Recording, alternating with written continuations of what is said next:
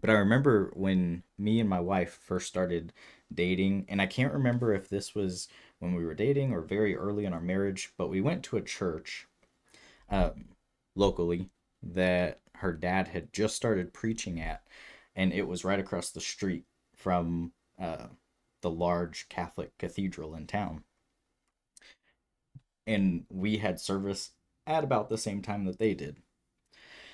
And so one day we're getting out of the car, and I remember this day, it like is just in my brain. So we're getting out of the car, and Lennox is just like looking across the street at the huge building. We're going into this place that was like used to be a bar or something. So it's not elaborate, Okay. it's not anything. It's just like a block sticking out of the ground Okay. basically. Yeah.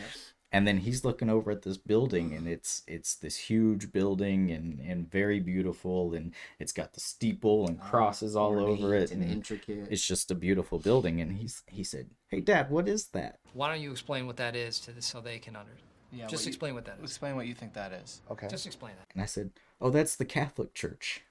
And he said, "What is Catholic?" And I said, "I don't know. They're just kind of weird." You're so freaking weird.